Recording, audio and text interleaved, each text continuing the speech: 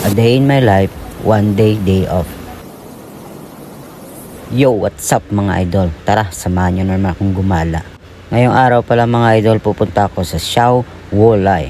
Dito pa rin yan sa bandang Taoyuan. Matatagpuan nyo pala ang Siao Wolay sa Fushing District, Taoyuan.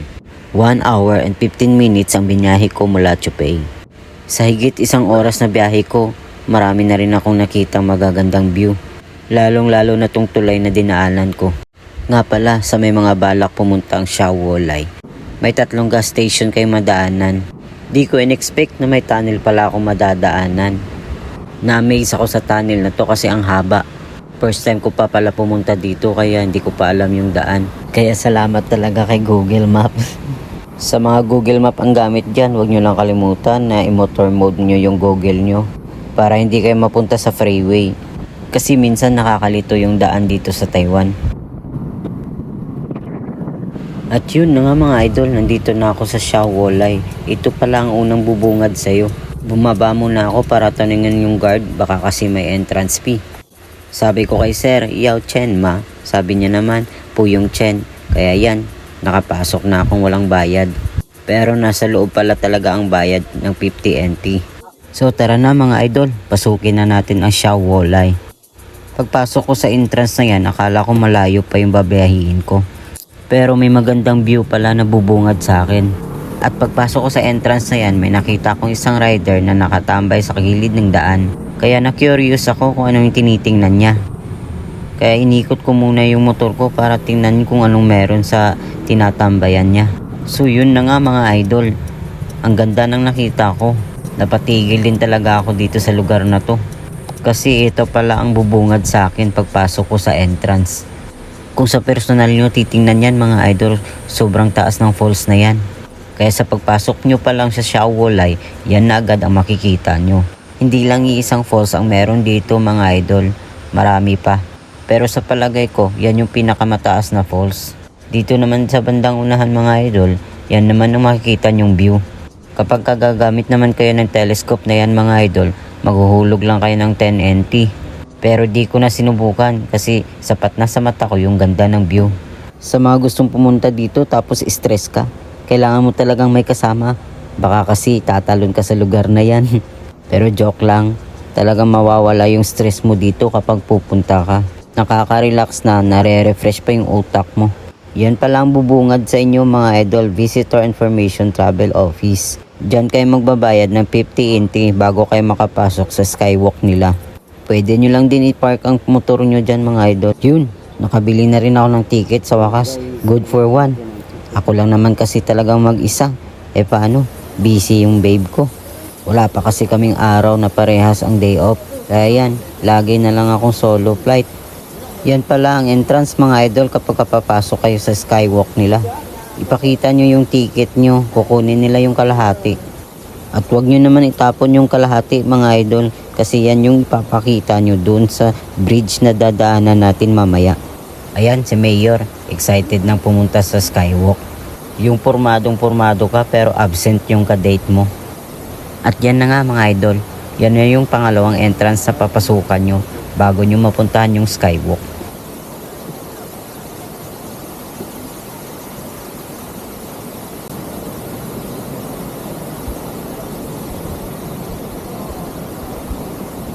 Natawa pa ako dito kay nanay, akala ko bawal ang camera. Iyon pala sabi niya, baka mahulog daw, ingatan ko. Salamat pala sa concern ni nanay. Yun na nga, di pa ako nakontento, may hawak na akong camera. Nagkamera pa ako sa cellphone ko. Maliit lang pala yung skywalk nila dito mga idol.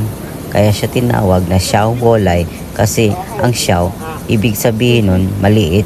Maliit lang yung lalakaran yung salamin mga idol, pero ang lalim naman.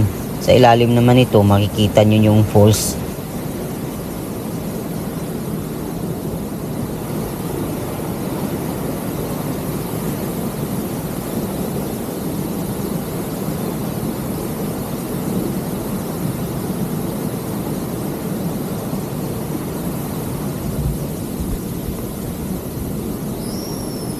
At yan na nga yung skywalk nila mga idol. Maliit lang yan, pero nakakatakot. Kung hindi ka sanay sa matataas na lugar, medyo manginginig din talaga yung tuhod mo. Yan nga yung sinasabi ko mga idol, maraming falls dito, may mga maliliit. Pero sa ilalim ng salamin na ito, ayan oh, ganda ng falls. Sa ilang taon ko dito sa Taiwan, ngayon lang talaga ako medyo gumala. Marami din palang mga bikers na pumunta dito mga idol. Dahil kay tatay at nanay sa likod ko, parang natakot na rin ako. Yun oh, ang lalim ng falls. Siguradong hindi ka mabubuhay pag nahulog ka dyan. Talagang kinausap pa ako ni nanay dyan. Sabi niya pa, maganda daw talaga ang kuha ng camera ko. Pero napag-utusan lang din nila akong kuhanan sila ng picture. Kalat-kalat din pala yung mga maliliit na falls dito mga idol, gaya niyan. Kahit maliit yan, malakas din yung agos ng tubig. Katabi pala nito mga idol, yung mga resort.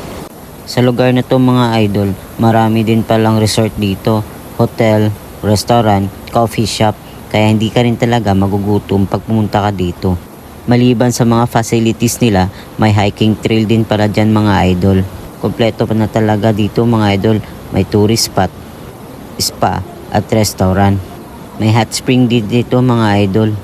Kaya kung gusto nyo talagang ma-relax mga idol, pwede din kayo mag-book dito ng hotel. Maganda dito magstay. Complete package na kumbaga. Kaya babalikan ko talagang lugar na to. Pero kasama ko na si babe. Sa ngayon, itutur ko muna yung sarili kong mag-isa. At least sa pagbalik ko dito, may alam na ako kung paano at ano ang mga meron dito. Pwede din kayo pumunta dito isang buong barkada mga idol. Kasi meron din silang hostel. At yung hot spring, package deal na yun sa babayaran yung hotel. Yun mga idol, nandito na nga ako sa entrance ng bridge. At hinanap ulit ni Kuya Guard yung ticket kanina. Kaya nga sabi ko mga idol, wag na wag nyo itapon yung mga ticket na binili nyo. Kasi yan yung ipapakita nyo sa mga entrance. Sabi niya pala mga idol, isang lakaran lang yan, bawal bumalik sa bridge. Ibig sabihin, isang ikot ka lang. Kung gusto mong umulit, bumalik ka sa umpisa. Tinanong ko si kuya kung paano makabalik dun sa entrance kanina. Sabi niya naman, umikot lang daw ako. May maliit na hiking trail ka lang na madadaanan. Maganda pumunta dito mga idol, mainit at walang ulan.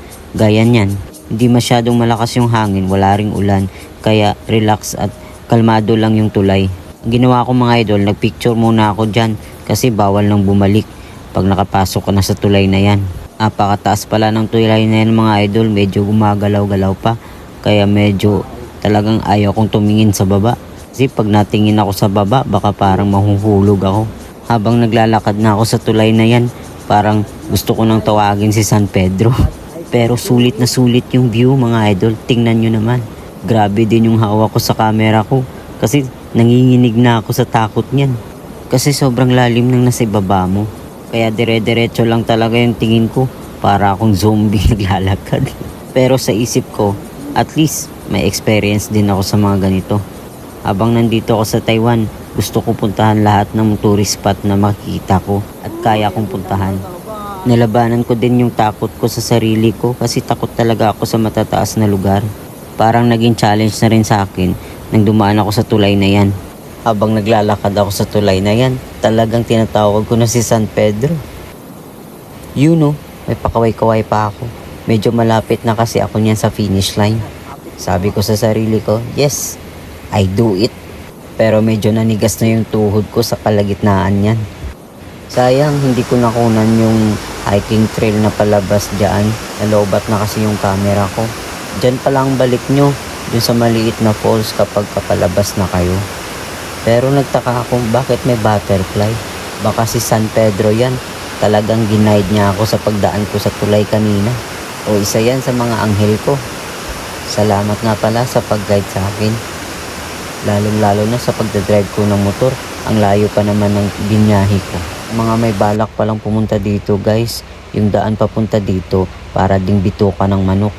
Kaya mag-ingat talaga kayo sa pagdadrive. Yan pala yung hot spring na sinasabi ko guys. Kasama yan sa hotel na babayaran nyo. At yun no, pagod na rin ang person. Nauhaw na rin ako. Kaya bumili na rin ako ng tubig dito sa Bendo. 30 NT pala yung tubig nila dito. So guys, hanggang sa muli. Salamat sa panunood.